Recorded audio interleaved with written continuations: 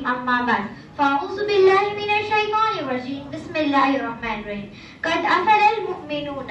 محترم صدر صاحب، استاذہ کرام اور میرے پیارے ساتھیوں، السلام علیکم. آج کی میری تقریر کا عنوان ہے نماز کی اہمیت. اللہ تعالیٰ انسانوں کا خالق، مالک اور رازق ہے، لہذا صرف اسی کی عبادت کی جاوے اور اسی کی بڑائی اور پاکیزگی بیان کی جاوے. اللہ تعالیٰ قرآن پاک میں ارشاد فرماتے ہیں، اور میں نے جنوں اور انسانوں کو اس لیے پیدا کیا کہ وہ میری عبادت کرے. نماز عربی زبان کے لفظ میں صلاۃ کا ترجمہ ہے. نماز سے مراد وہ عبادتیں ہیں جس کا دن میں 5 مرتبہ ادا کرنا ہر مسلمان پر فرض ہے. نماز دین اسلام کا دوسرا رخ ہے اور یہ اللہ تعالیٰ کا پسندیدہ رخ ہے. نماز کا مطلب اللہ تعالیٰ کی عبادت کرنا. حضور صلی اللہ علیہ وسلم نے ارشاد فرمایا، نماز دین کا ستون ہے. جس نے اسے قائم کیا اس نے گویا دین کو قائم کیا، جس نے اسے چھوڑا اس نے گویا دین کو ٹھکرایا. نماز پڑھنے والا مسلمان اور نہ پڑھنے والا کفر کے قریب ہو جاتا ہے. آپ صلی اللہ علیہ وسلم نے ارشاد فرمایا، بے شک کافر اور مسلمان کے درمیان فرق کرنے والی چیز نماز ہے. اللہ تعالیٰ قرآن پاک میں بار بار نماز قائم کرنے کا حکم دیے اور اسے مومن کا خاص صفات قرار دیا گیا ہے.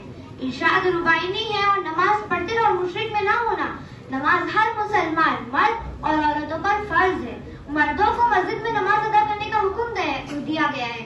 نماز آخرت میں نجات کا ذریعہ ہے اور جنت کی کنجی بھی نماز ہے. نماز انسانوں کو گناہوں سے بچاتا ہے. قیامت کے روز پہلا سوال نماز کے بارے میں ہوگا. آپ صلی اللہ علیہ وسلم نے ارشاد فرمایا، نماز میری آنکھوں کی ٹھنڈک ہے. نماز بے حیائی اور برے کاموں سے روکتی ہے. نماز مومن کا معراج ہے. نماز پڑھنے سے انسان غرور اور تکبر سے محفوظ رہتا ہے. نماز بندے کو بلند ترین درجے تک پہنچاتی ہے. نماز کی فکر اپنے اوپر فرض کر لو. نماز کی فکر اپنے اوپر فرض کر لو. دنیا کی فکر سے آزاد ہو جاؤ گے، کامیابی تمہارے قدم چومے گی. اللہ تعالیٰ ہم سب کو 5 وقت کی نماز پابندی کے ساتھ پڑھنے کی توفیق عطا فرمائے. وآخر دعوانا ان الحمد للہ رب العالمین. السلام علیکم ورحمۃ اللہ وبرکاتہ.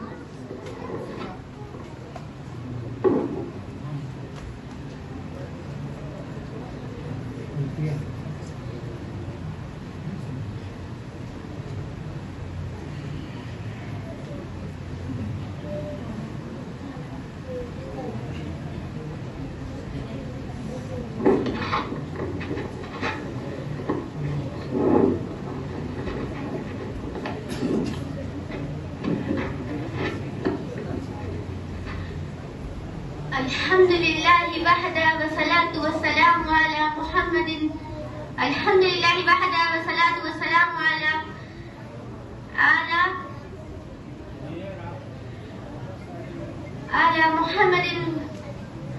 محمد.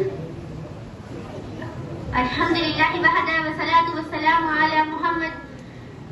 بعد اما بعد، محترم اساتذہ اکرام اور میرے عزیز ساتھیوں، السلام علیکم ورحمۃ اللہ وبرکاتہ. میری آج کی اس تقریر کا موضوع ہے پردہ، جو ہماری اسلامی ثقافت کا آئینہ دار ہے، ہماری تہذیب کا شعر ہے، ہماری غیرت ایمان کا تقاضا ہے. ہمارے لیے ہمارا تعلق اسلام سے ہے. ہمارے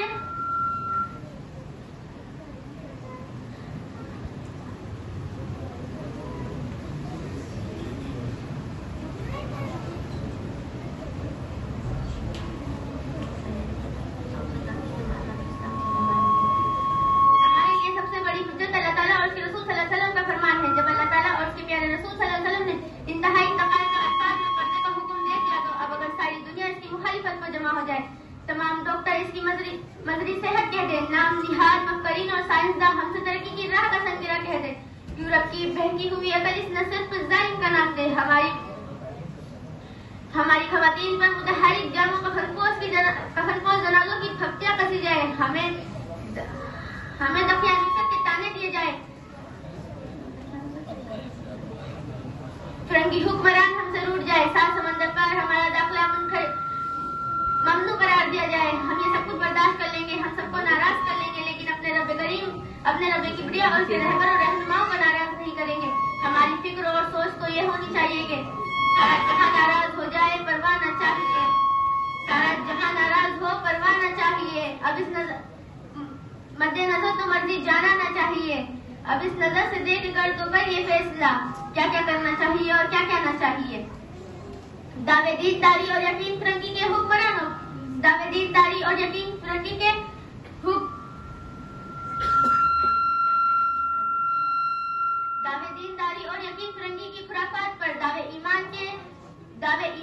اور نظر یورپ کی تہذیب و ثقافت پر دعوے اس کے رسالت کے اور لباس اسلام کے دشمنوں کا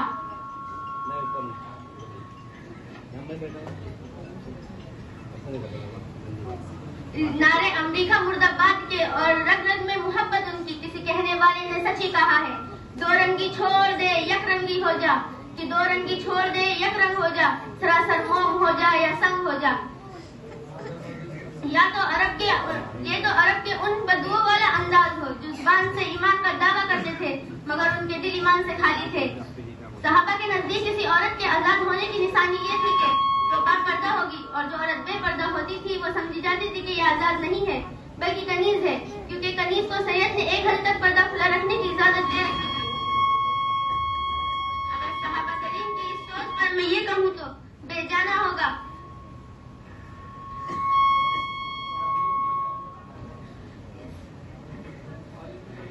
کہ آزاد عورتیں صرف وہی ہیں جو با پردہ رہتی ہیں, اور جو عورتیں بے پردہ رہتی ہیں وہ حقیقتاً غلامی کی زندگی بسر کر رہی ہیں.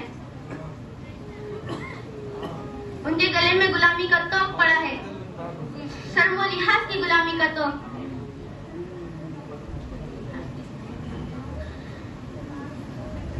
السلام علیکم.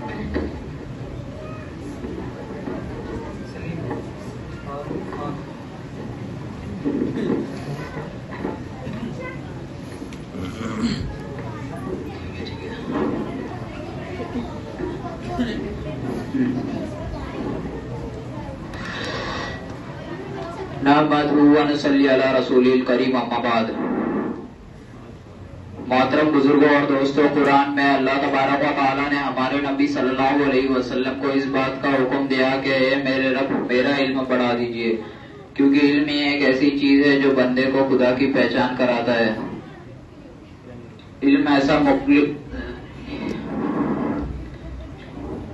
علم سے ہی اللہ کا خوف بڑھتا ہے. علم ایک روشنی ہے جس سے جہالت کے اندھیرے ختم ہو جاتے ہیں. علم ایسا مخلص دوست ہے جو کبھی دھوکہ نہیں دیتا بلکہ وہ انسان کی حفاظت کرتا ہے. قرآن میں اللہ تعالیٰ فرماتے ہیں کہ اللہ سے علم والے ہی ڈرتے ہیں.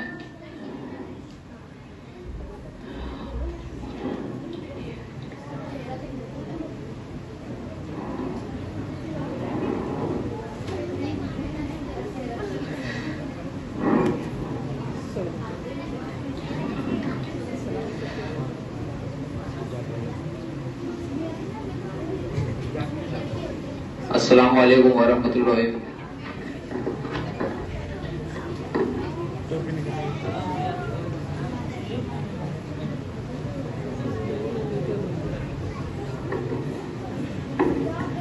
اسنا عاطف دلوی, آپ حضرات کے سامنے ایک چھوٹی سی نام پیش کریں.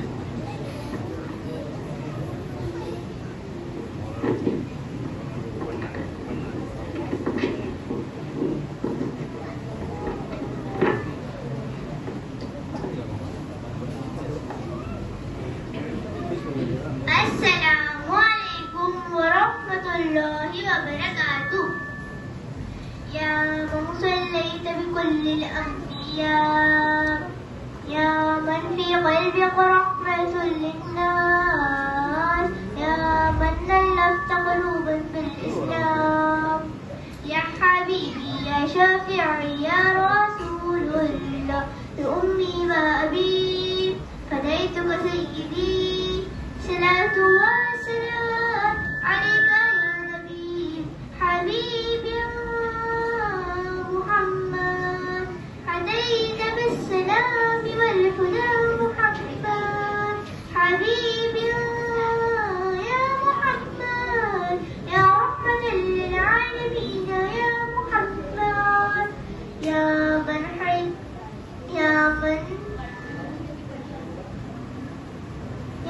حليت حياة بالإيمان, يا من بجمالك علمت الإحسان, يا من نورت قلوبا بالقرآن, يا حبيبي يا شافعي يا رسول الله, لأمي وأبي فديتك سيدي, صلاة وسلام عليك يا نبي حبيبي محمد.